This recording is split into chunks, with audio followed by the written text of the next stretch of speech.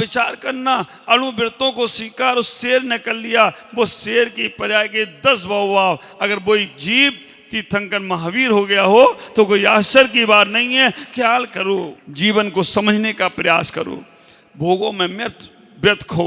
5 इंद्रिय रूपी संयम का जिसने पालन किया, 2 प्रकार का संयम है, एक इंद्रिय संयम और एक प्राणी संयम। इंद्रिय संयम का मतलब इतना ही है कि अपनी इंद्रियों को अपने काबू में लाओ।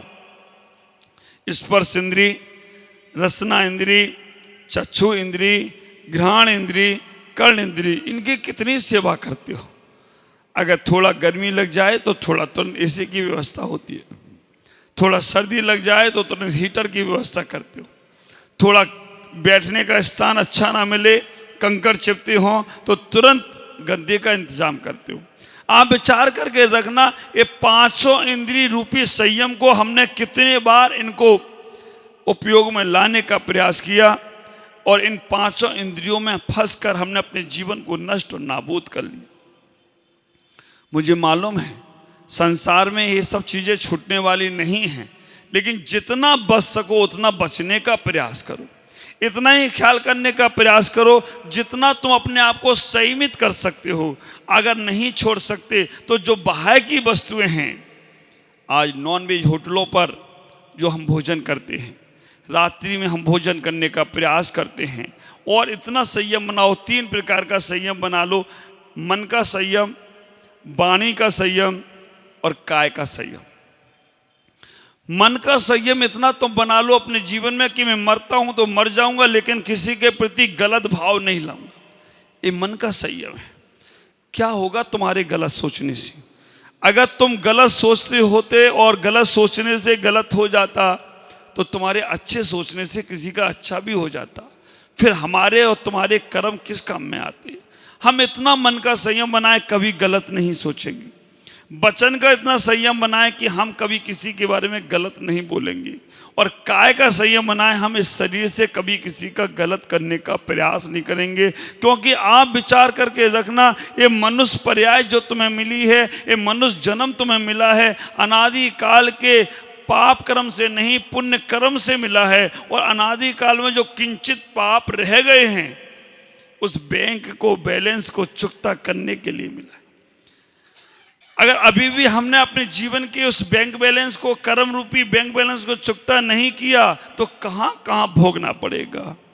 इसलिए मन का संयम रखो, अच्छा सोचो, पॉजिटिव सोचो, सकारात्मक सोचो।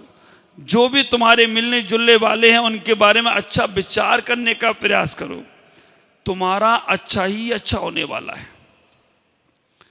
और विचार करके रखना, तुम जिसके बारे में बोलना है अच्छा बोलने का प्रयास करो, वाणी संयम है। और काय से भी अच्छा करने का प्रयास करो। जितना तुम अपने जीवन में संयम को पाने का प्रयास करोगे उतना ही तुम्हारा जीवन, ख्याल करना, रावण जैसा व्यक्ति जिसका आज कोई अपने बेटे का नाम रावण नहीं रखता है, और वो भी जैन आगम कहता है आगे तीर्थंकर होगा। केवल एक मुनिराज से नियम लिया था, अति मुक्तक नाम के मुनिराज थे। उनसे एक नियम क्या ले लिया कि जब तक पर स्त्री मुझे नहीं चाहेगी हम उसके साथ जबरदस्ती नहीं करेंगे। एक वो छोटा सा नियम रावण जैसे को भी तीर्थंकर बना सकता है, तो हमारे नियम हमें कहां से कहां तक ले जाएं, कोई आश्चर्य की बात नहीं होगी। कहते हैं घुटने के चल चल, घुटने के चल, घुटने के बल चल चल कर यह जीव खड़ा हो जाता है ना। और जो नंदीश भाई का छोटा जी है ना संयम, क्या नाम उसका, आराम, पहले घुटने के बल ही चला होगा। हम सब चले होंगे। पहले मेरे पास आने का डरता था, अब जब से मैंने फूल देना शुरू किया तो वो तैयार हो गया। घुटने के बल चल चल कर यह बच्चा बड़ा हो जाता है, और छोटे छोटे नियम लेकर ये आदमी बहुत बड़ा हो जाता है। विचार करना, छोटा सा नियम लो। मेरे पास जब पहले शुरू में लोग आते थे, कहते थे ना कि नया मुल्ला ज़्यादा प्याज खाता है अशोक भाई, तो मैं भी जब साधु बना तो मैं भी बहुत नियम देता था। आहार देना तो ये नियम लो, वो नियम लो, ऐसा नियम लो, वैसा, आते नहीं थे। एक बच्चा आया, मैंने उससे बोला कि भाई तेरे को नियम लेना पड़ेगा। तो बोला क्या महाराज? मैंने कहा रात्रि भोजन छोड़ो, ठीक है महाराज। बाजार का होटलों का भोजन छोड़ो, ठीक है महाराज। जमीकन छोड़ो, ठीक है महाराज। सिगरेट बीड़ी तम्बाकू खाते पीते हो छोड़ो, ठीक है महाराज। मैंने क्या, बड़ा अच्छा है जनरलाल जी। वास्तव में उसने बोला बड़ा अच्छा है महाराज। हमने बोला तो उसने कहा महाराज मैंने सारे नियम ले लूँगा, लेकिन मेरी एक बात सुनो। आपने कहा घर छोड़ो, परिवार छोड़ो, सिगरेट बीड़ी छोड़ो, जमीकन छोड़ो, ये छोड़ो। महाराज इतने सारे झंझट में पड़ने की अपेक्षा मैं आपको ही छोड़े देता हूँ। आप विचार करना, इतने सारे झंझट में और फिर रोज जाओ आपके पास आऊँगा तो कुछ ना कुछ छुड़वाओगे। तो मैंने कहा इससे भाई ऐसा मत करो, तुम मत मुझे छोड़ो। आप चीज़ें, गलत चीज़ें छोड़ना, महाराज को छोड़ दोगे तो कैसे काम चलेगा। और आजकल साधु लोग भी ऐसे नियम देने लग गए, ये महाराज को आहार मत देना, छोड़ दो। ये महाराज के पास दर्शन करने नहीं जाना, छोड़ दो। आप विचार करना, बुरी जगह के तो नियम होते, अच्छी जगह के नियम कैसे होते। मैंने उससे बोला कि भाई ऐसा मत करो, अगर आपको नहीं छोड़ पा रहे हो तो कुछ तो नियम ले लो। रमेश भाई मैंने उसको तो अच्छा तरीका बताया। मैंने कि रात का भोजन छोड़ दो, इतना कम से कम कर लो, आहार देना है। तो बोला महाराज मैं रात को 10 बजे तक दुकान से आ पाता हूँ, अकेले ही हूँ, और 10 बजे तक आऊँगा तो फिर रात का भोजन कैसे छूटे। मैंने कहा रात के 10 बजे आता है, 10:30 बजे तक रात में भोजन करना, उसके बाद छोड़ देना। आप विचार करके रखना। वो बोला महाराज मैं कभी कभी पिक्चर देखने चला जाता हूँ। कैलाश भाई उसको बोला 12 के बाद का नियम ले ले। उसने कहा महाराज कभी कभी पार्टियों में चला जाता हूँ।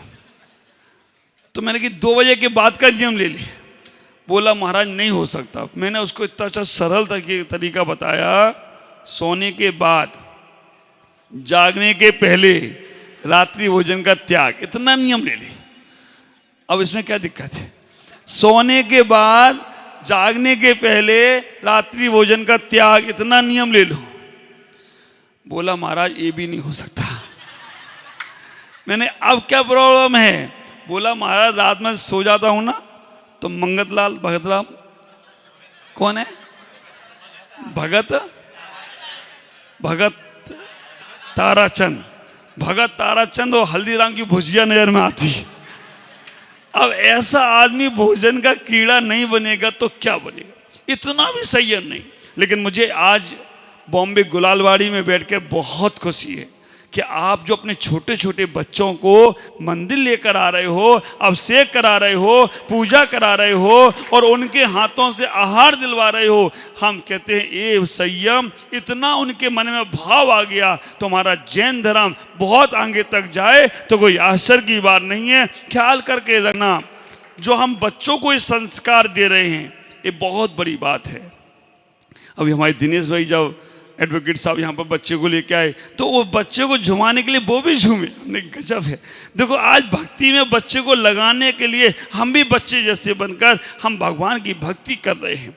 क्यों? क्योंकि यही बच्चे संस्कार देकर हमारे आगे से आगे सभी परिवार, जितने भी परिवार यहाँ पर आए हैं, सब अपने बच्चों को लेकर आते हैं। ये उन बच्चों का संयम है कि आज यहाँ पर धर्म में जुड़े हैं, गुरुओं को सुन रहे हैं, समझ रहे हैं, प्रश्न पूछा जाता है तो उत्तर देने का प्रयास कर रहे हैं।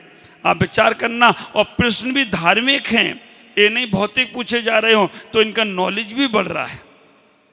ख्याल करो, उस व्यक्ति ने कह दिया मैं संयम नहीं ले सकता क्योंकि मेरे पास टाइम नहीं है। मैं आपसे कहना चाहता हूँ संयम दिए, व्रत नियम दिए नहीं जाते हैं, व्रत नियम लिए जाते हैं। हम जैसे जैसे संयम को स्वीकार करेंगे वैसे वैसे मेरे अंदर का विकास होगा। आप ख्याल करना, आप दिन भर पानी भोजन करते हो, आपको दिन भर पानी प्यास भोजन सताता है, लेकिन अगर आप 1 घंटे का त्याग कर दो, हम 1 घंटा पानी नहीं पिएंगे, आपको प्यास आने वाली नहीं है। अरे दूसरे की तो छोड़ो, मैं अपनी बताता हूँ, प्रैक्टिकली अनुभवी। जब मैं संन्यास लेने के लिए आगे बढ़ा, संयम लेने के लिए आगे बढ़ा, ABCD कुछ नहीं मालूम, पुलक सागर जी महाराज के पास गया। मेरे ऊपर हमारे आचार्य के संग के सब साधुओं की कृपा है। सौरभ सागर ने मुझे पढ़ा गया। जब पहला भाग उनने पढ़ाया सौरभ सागर ने, तो मुझे 8 कर्मों के नाम याद हुए। इटावा में शिविर लगाया था, 8 कर्मों के नाम याद हुए, ज्ञाना वर्णी, दर्शना वर्णी, आदि आदि नाम याद हुए। मैं तो इतना, मेरे जब रिजल्ट आया तो 65 नंबर, मैंने स्कूल लाइफ में 65 नंबर प्राप्त नहीं करे कभी। आप विचार करना, मेरे को धर्म में 65 नंबर आ गए। मैंने तो स्कूल की क्लास, स्कूल कॉलेज गया, कभी 65 नंबर नहीं आए अपने, लेकिन धर्म में 65। मैंने 10 लोगों को बताई, मैं पास हो गया, 65 नंबर आए। केवल 8 नाम याद किए थे। सौरभ सागर ने मुझे पढ़ाया, प्रसन्न सागर ने मुस्करा के मुझे अपना बनाया। पुलक सागर के पास गया तो उन्होंने कहा ऐसे समय आते हो जाते हो, कब तक काम चलेगा, जाओ गुरुजी के पास। मैं गुरुजी के पास नहीं जाने वाला, मुझे बहुत डर। आचार्य के पास बहुत बाद में गया। कभी कभी मैं आचार्य से बोलता था कि महाराज मुझे आपसे बहुत डर लगता है, तो आचार्य बोलते मैं भूत दिख रहा हूँ तुमको क्या? आप विचार करके रखना। पुलक सागर के पास बैठा था ऐसे ही, और आप विचार करना, उस पर आहार देकर भोजन चौके में नहीं करता था। अपन कहाँ चौके का भोजन यार, वास्तव में गले के नीचे हम तो सोचते महाराज खाते कैसे, नमक न मिर्ची न कुछ। अपन तो महाराज को आहार दिए, आराम से होटल पे गए और आलू की कचौड़ी खा के आए थे। रियल बता रहा हूँ, कचौड़ी का ठेला था, गरम गरम कचौड़ियाँ, पानी बरस रहा था, खा के आया और महाराज के पास गया। महाराज से बोला महाराज अब मुझे घर नहीं जाना, आपके पास रहना है। महाराज ने कहा मैं नहीं रखता, गुरुजी के पास जाओ। मैंने मेरी हिम्मत नहीं है, आप विचार करके रखना। आचार्य के पास उनने कहा एक ब्रह्मचारी जी को मेरे साथ कर दिया कि जाओ महाराज जी के पास, मेरे पहुंचा दिया। जब मैं आचार्य के पास गया तो आचार्य मुझे क्या हुआ, मैंने कहा कुछ नहीं महाराज आपके, मैंने कुछ बोला नहीं, मैं तो बैठे रहा। ब्रह्मचारी जी बोले कि महाराज इनको आपके संग में रहना है। उन्होंने कहा अभी उम्र छोटी है, 20 साल के है, अभी 1 साल का पालन करना और जाओ। मैंने थोड़ा लोभी प्रवृत्ति का भी था, मैं नए जूते लेके आया था, 500 रुपए के उस वक्त आई थी, 94 में। तो मैंने क्या किया, मैंने कहा बिहार में तो जाना ही है, कपड़े तो पहनने में काम आएंगे, जूते चप्पल कौन पहनेगा। तो मैंने जूतों को एक अखबार में लपेट कर, कोई आया था उसके साथ घर भेज दिए। उसने घर जाके बोल दिया राम जी वनवास गए थे तो खड़ाऊ भेजे थे, और तुम्हारा मुकेश गया है तो ये उसने अपने जूते भेजे, इनकी पूजा करो, वो लौट के आने वाला नहीं। इतने में तो सब जगह। तो आप विचार करके रखना, हमें बहुत सारा लाभ मिलता गया, बढ़ता गया। छोटा सा भी संयम अपने जीवन में बहुत आगे बढ़ता है। छोटे से भी संयम के माध्यम से हम अपने जीवन को बहुत व्यवस्थित करते हैं। हमें छोटे से भी संयम को अपने जीवन में स्वीकार करना चाहिए। इतना विचार करना है कि अपने जीवन को कैसे संयमित करो, किसी भी माध्यम से करने का प्रयास करो। रावण की छोटा सा नियम उस बालक से मैंने बोला, बहुत पीछे पड़ गया। कभी कभी ये मेरे महाराज पीछे पड़ जाते हैं, वे नए नए है ना, ऐसे पीछे पड़ते कि तेरे को ऐसे ही करना पड़ेगा, ऐसे। मैं कहता हूँ चलो धीमे धीमे इनको भी आ जाएगा सारा। मेरे आचार्य जी बोलते हैं नई बहू को मजा लूटने दो, पुरानी बहू को धान कूटने दो। नई जब पुरानी हो जाएगी ना, धान कूटने स्वयं चली आएगी। अब विचार करके रखना। तो होता है उस व्यक्ति के पीछे मैं पड़ गया, तेरे को नियम तो लेना ही पड़ेगा। वो बोला महाराज मेरे नियम हैं, मैंने 5 नियम पहले से ले रखे। मैंने 5 नियम, मैं तो एक नियम की बात कर रहा हूँ। बोला मेरे 5 नियम पहले से हैं। और मैंने कहा चलो यार मेरे को 5 नियम तेरे पास हैं तो मुझे कोई दिक्कत नहीं, अब मैं कोई नियम नहीं दूंगा, तू 5 नियम बता तेरे हैं कौन से। विचार करना। बोला महाराज मेरा पहला नियम है मैं राजा की लड़की से शादी नहीं करूंगा। पहला नियम मेरा है मैं राजा की लड़की से शादी, गंगू तेली की तो मिल नहीं रही है, राजा की लड़की से शादी नहीं करूंगा, पहला नियम। दूसरा नियम क्या है? दूसरा नियम है सोने की थाली कटोरी में भोजन नहीं करूंगा। सोने की थाली कटोरी में भोजन नहीं करूंगा। बहुत सुंदर। तीसरा नियम क्या है? बोला तीसरा नियम महाराज इससे भी जोरदार। क्या नियम है? मैं अपने जीते जी अपनी पत्नी को विधवा नहीं देखूंगा। मैं अपने जीते जी अपनी पत्नी को विधवा नहीं देखूंगा, मेरा नियम है और पालन करूंगा मैं। मैंने चौथा नियम क्या है? चौथा नियम तो महाराज इससे भी जोरदार है। क्या नियम है? चौथा नियम है मरने के बाद हाथ पैर नहीं हिलाऊंगा। आप विचार करना,